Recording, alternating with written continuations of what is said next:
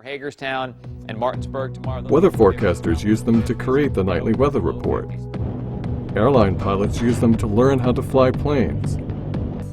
Experts use them in virtually every industry and discipline. They're computer models.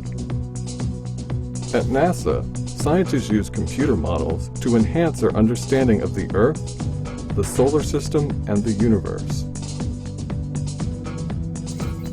NASA satellites orbiting the Earth relay immense amounts of data back to scientists on the ground, who can then enter that data into computer model simulations.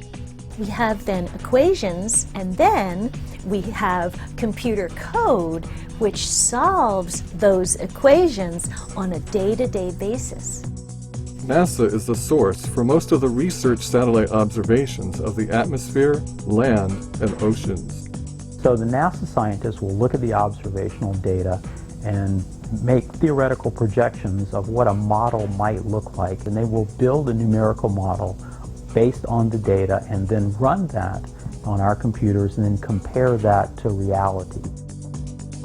With rapid increases in computer technology, models are becoming ever more powerful and sophisticated, allowing us to simulate our complex environment in greater detail. NASA uses a variety of weather models, such as the Goddard Earth Observing System model, or GEOS-5. It creates an extraordinarily high-resolution, realistic-looking view of our atmosphere. These GEOS-5 simulations showcase the model's ability to capture fine-scale cloud features worldwide, like the swirling clouds in the Atlantic Ocean off the coast of North America. The goal of weather models is to give the most accurate prediction of weather over the next week to 10 days. In 2005, when Hurricane Katrina formed over the Atlantic Ocean, scientists wanted to understand the storm. How intense was it? What was its size and structure? And what would be its final path? NASA satellites continuously monitored many aspects of the storm, from wind speed, rainfall, and sea surface temperature, to the storm's three-dimensional structure. To get a more complete picture of the storm and predict its evolution, scientists entered the data into a computer model. Then, high-powered supercomputers, capable of trillions of calculations per second, crunched the numbers. This process is called data assimilation. Data assimilation is a two-step cycle that repeats itself whenever new data becomes available. In the first step, the model runs forward in time to provide an estimate of the atmosphere. In the second step, this estimate gets corrected using observations. Then the cycle begins again, each step building upon the last and accumulating the information from satellite and ground observations.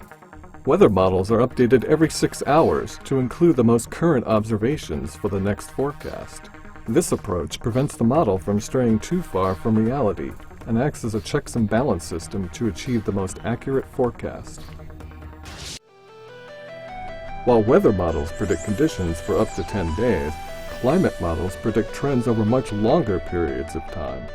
The climate models that are run at the NCCS are numerical expressions of the various processes that make up the climate. This includes things like land surface, movement of water in the ocean, and the movement of air in the atmosphere. Just as in weather prediction, data assimilation is a way of bringing all the observations of the Earth together to provide an analysis of our climate. One example of this technique is MERA, the Modern Era Retrospective Analysis for Research and Application. MERA incorporates data from the entire satellite record, over 30 years of data. Its results are a data encyclopedia that can be used for research and analysis. MERA can help meteorologists understand the variations associated with specific weather events in the past. While MERA gives us a climate picture across decades, the Goddard Institute for Space Studies, or GISS, can extend that view across centuries.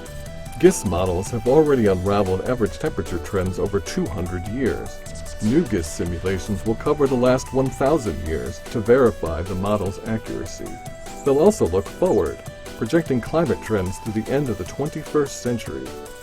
With each satellite launched, we gain millions of measurements that tell us more about our planet. Having so much more data will require increases in computing power to synthesize this information into meaningful representations of the climate system as a whole. At Goddard Space Flight Center, we have a tremendous amount of observational data which is captured by our satellites. We have probably the largest collection of Earth scientists anywhere in the world, and we have this new state-of-the-art computing center. So the combination of the scientists, the data, and the computing puts us in a unique position to enable advances in weather and climate research.